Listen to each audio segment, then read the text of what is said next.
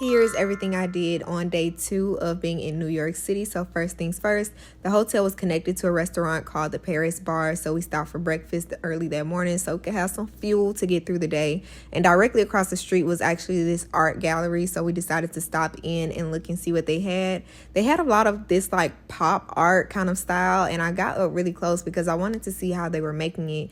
And then I saw they layered it. So after that, we walked around for a little while until we stumbled across this beauty right here, the Louis Vuitton store. So they're doing renovations behind this and the actual store is across the street, but like this is incredible in person. Continued to walk until we stumbled across the St. Patrick's Cathedral. We were like, should we go inside? Like, let's go in. So we end up going inside and you're able to just like walk through the cathedral. You can have your phone, but I tried to be respectful and not, have it out too much, but I did want to record just a little bit so y'all can see. But most importantly, I wanted to record us in there. It was a lot to learn about how we play a part in these different systems, I guess you can say, and we did end up lighting some candles for them.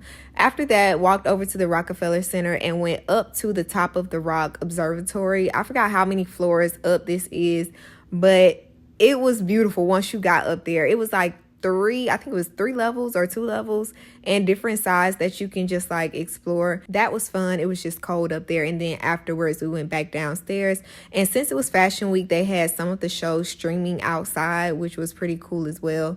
Headed over to Argosy bookstore. I had seen a news piece on this bookstore because they have very old books.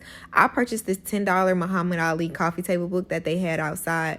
But back to the kind of books they have books from like the 17th and 18th century. Look at this, 17th and 18th century. We flipped through some of these books. They're very fragile because of how old they are. And then they have a whole different level downstairs. We got a little overwhelmed and we're like, okay, I think that's a wrap. Grabbed some Starbucks and then headed to live my Gossip Girl dreams. If you have watched Gossip Girl, you know exactly what scene this station is from, Grand Central Station. Left there and headed to the New York City Public Library, and I had to give a whole breakdown on how Carrie and Big had their falling out in this place. I described the whole thing in full detail. So yes, this was the inside, and I turned around and saw this sign that they had an exhibit downstairs that featured James Baldwin. So I was like, I want to see that. And honestly, so glad that we did. Toni Morrison, Paul Robeson, James Baldwin, you name it, they were down here in the New York City Public Library. It's totally free. Also, this was really cool to see. I covered her during Black History Month on my podcast, so it was really nice to see a sculpture of hers in person. This is nighttime and passed by the Louis Vuitton trunk. Amazing. Like, you can't make it up.